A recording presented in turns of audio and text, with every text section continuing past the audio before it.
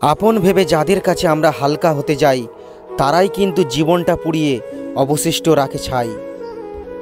আজকাল মানুষ মজার ছলে অপমানটাই বেশি করে। মাংসের দোকানে গিয়ে বলি হাড্ডি দিয়েন না, বাসায় খেতে বসে বলি হাড্ডি দাও। ঠিক একই রকমভাবে বিবাহ করতে গেলে রূপ খোঁজে আর বাসায় আসলে গুণ খোঁজে। আজব দুনিয়া। একজন রাগ করলে সম্পর্ক গভীর হয় আর দুইজন রাগ করলে সম্পর্ক নষ্ট হয়।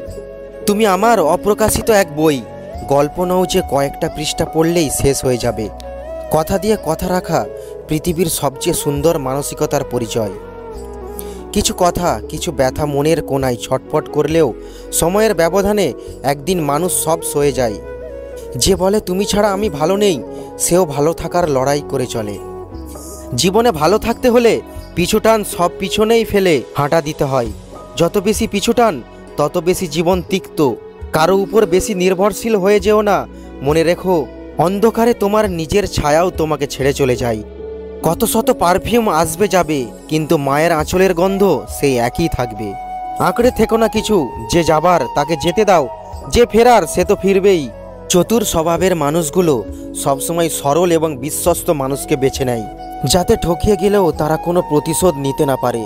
জীবনে তখন কোনো সমস্যা থাকবে না যখন জীবনটাই আর থাকবে না।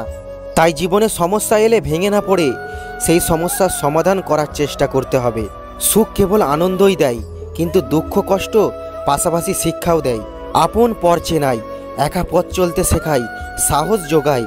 জীবনে খারাপ সময় আসার প্রয়োজন আছে, কারণ খারাপ মুহূর্ত না এলে খারাপ মুখোশগুলো চেনা যায় না। স্বামীকে ভুলেও তিনটে কথা বলতে নেই। আপনার পরিবারের দুর্বলতার কথা, প্রাক্তনের কথা, তোমাকে নিয়ে আমি কখনো সুখী হব না, এ জাতীয় কোনো কথা। পরের ছেলে যখন নিজের মেয়ের কথা শোনে তখন গর্ভে মায়ের বুক ভরে যায়, আর নিজের ছেলে যখন বউয়ের কথা শোনে তখন আর তার সহ্য হয় না। তখন ছেলে অমানুষ আর বৌমা ভালো না। এটাই আমাদের বাস্তব সমাজ। যারা নিজেকে নিয়ে ব্যস্ত থাকে তারা কখনো অন্যের দুঃখ কষ্টকে উপলব্ধি করতে পারে না। একজন স্ত্রী তার স্বামীকে তখনই পাগলের মতো ভালোবাসতে শুরু করে যখন স্বামী তাকে ব্যস্ততার অজুহাত দেখায় না, বরং হাজারো ব্যস্ততার ভিড়ে স্ত্রীকে সময় দেয়। স্ত্রীর সম্মানের কথা ভেবে সকলের সামনে তাকে অপমানজনক কথা শোনায় না, এবং স্ত্রী তার ছোট ছোট আবদারগুলো সাধ্যমতো পূরণ করার চেষ্টা করে। গোয়াল ভাইয়ের কারসাজিতে জল হলো আজ দুধ, কর্য গেছে নির্বাসনে রাজ্য চালাই সুদ। মিথ্যাবাদী সম্মানী আজ সত্য কথাই দোষ, সাহেব বাবু জাবর কাটে কার্য চালায় ঘোষ। শাশুড়ি আজ সাপের মতো নকুল হলো বউ, মৌমাছি আজ লাগে না আর মানুষ বানাই মৌ। ব্যবিচার আজ বড়ই সহজ, কষ্টতর বিয়া, জামাই বউ আজ তিক্ত লাগে মিষ্টি পরকিয়া। খবর কাগজ পাই না খবর আকাশ পাতাল ঘেটে, বাধ্য হয়ে খবর লেখে কার বাবু কার পেটে। বোনের জমি জোর করে খায় মায়ের পেটের ভাই, ছেলের ঘরে পীরের ছবি বাপের জায়গা নাই। চিকিৎসক আজ চিকিৎসাতে দিচ্ছে মনোযোগ, সুস্থ দেহে মেশিন দিয়ে খুঁজছে নানা রোগ। মান বাঁচাতে মা করে তার নবজাতক খুন, মানুষ হয়ে হত্যা করে মানব জাতির ভ্রূণ। নগ্নরা আজ সেলিব্রিটি, ভদ্ররা আজ চুপ, এই আমাদের কালের চিত্র, এই সমাজের রূপ। অল্প জ্ঞানী লাফাই বেশি, মধ্যজ্ঞানী চুপ, পূর্ণ জ্ঞানীর বিনয় বেশি, শান্ত তাহার রূপ। এমন হৃদয় তৈরি করো যা কখনো কেউ ভাঙতে পারবে না, এমন হাসি তৈরি করো যা কখনো কষ্টের হবে না, এমন সম্পর্ক তৈরি করো যা কখনো শেষ হবে না, এমন একটি হাত ধরো যা কখনো ছেড়ে যাবে না। যখন প্রিয় মানুষটা নিজে থেকেই চলে যেতে চাইবে তখন কখনো তাকে ধরে রাখার বৃথা চেষ্টা করো না, কারণ কেউ কাউকে ছেড়ে যাওয়ার অনেক আগেই তাকে ছেড়ে যায়। পরিস্থিতি আর সময় যতই বেশি জটিল হবে ততই তুমি মানুষকে চিনতে শিখবে। কেউ গুরুত্ব কমিয়ে দিলে তার পিছনে পিছনে ঘুরঘুর না করে আপনিও দূরত্ব বাড়িয়ে দিন। কষ্ট হবে দাঁতে দাঁত চেপে সব হজম করতে শিখুন। নিজের পায়ের তলা শক্ত করুন, তাকে বুঝিয়ে দিন আপনিও মানুষ, কারো কেনা সস্তা কোনো পণ্য নয়। এমন মানুষদের থেকে দূরত্ব বজায় রাখুন যারা নিজের ভুল স্বীকার করে না, উল্টে এমন ভান করে যে সব দোষী আপনার। যারা বংশগত ধনী তারা কখনোই ফুটানি বা অহংকার দেখায় না, ফুটানি দেখায় তারা যারা হঠাৎ করে টাকার মুখ দেখে কি করবে দিশা পায় না। নিজেকে সস্তা বানিয়ে কখনো ভালোবাসা পাওয়া যায় না, যা পাওয়া যায় তা হলো অপমান, উপেক্ষা আর অবহেলা। স্বামী খুব খিটখিটে মেজাজের হলে এবং সুখী দাম্পত্য জীবনের জন্য যা করবেন, আপনার সঙ্গীর কথা শুনুন এবং একে অপরের সাথে সময় কাটান। দোষগুলোকে অগ্রাহ্য করুন এবং ভালো দিকগুলির প্রশংসা করুন। খারাপ সময়ে একে অপরের পাশে থাকুন। সঙ্গীর সাথে প্রিয় বন্ধুর মতো ব্যবহার করুন। আবেগপূর্ণ ও রোমান্টিক থাকুন। একসাথে খাবার খান, ঘুরতে বেরোন এবং সেই সমস্ত কাজগুলি উপভোগ করুন যা দুজনেরই পছন্দ। মানুষ বরাবরই অকৃতজ্ঞ প্রাণী। দেখবেন এরা আপনার খেয়ে আপনারই পিছনেই আপনার বদনাম করবে।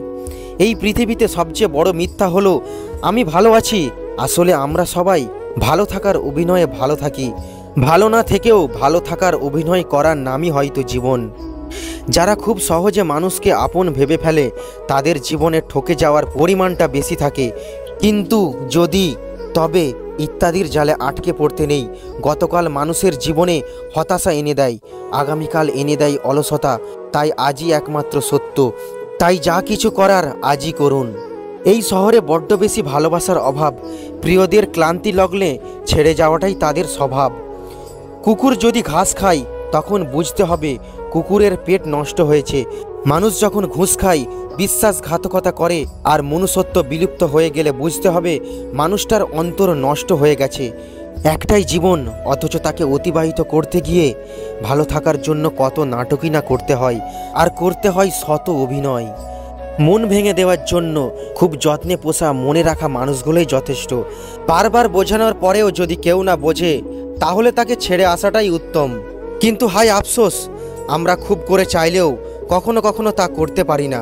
অনেক প্রিয় মানুষ এমনভাবে মন থেকে উঠে যায় যে পরবর্তীতে তাদের কথা মনে পড়লেও বিরক্ত লাগে। আজব হলেও সত্য, মেয়েরা চালাক ছেলের চেয়ে বুদ্ধিমান ছেলেদের বেশি পছন্দ করে। সময় চলতে থাকুক, মানুষের পরিবর্তন ঘটুক, প্রতিশোধ নেওয়ার নেশা আমার নেই। কিছু মানুষ আছে সামনে এলে ভীষণ আপন সাজে, কিন্তু চোখের আড়াল হলেই সমালোচনা শুরু করে।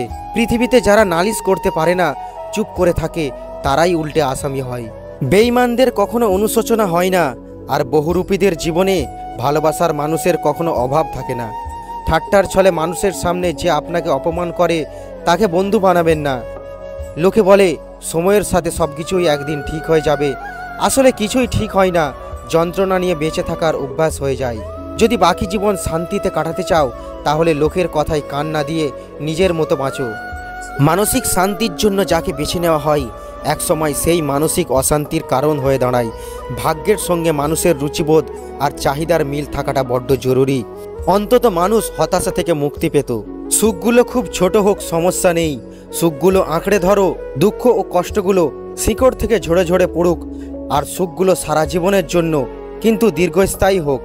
যার কথার চেয়ে কাজের পরিমাণ বেশি, সাফল্য তার কাছেই এসে ধরা দেয়। কারণ যে নদী যত গভীর তার বয়ে যাওয়ার শব্দ তত কম। আকাশ দেখে বোঝা যায় দিনটা কেমন হবে, ফুল দেখে বোঝা যায় তার সুবাস কেমন হবে, মেঘ দেখে বোঝা যায় বৃষ্টি কেমন হবে, কিন্তু মানুষ দেখে বোঝা দেয় তার মনটা কেমন হবে।